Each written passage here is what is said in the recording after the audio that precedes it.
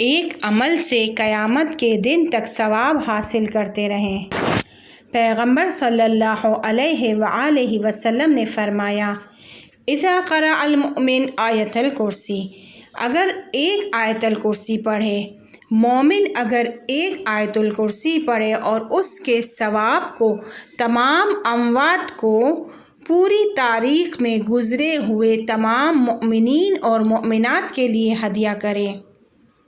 تو خدا اس کے ثواب کو کروڑوں لوگوں کو کہ جو اب تک گزرے ہیں عطا کرتا ہے، لیکن ایک شرط پر،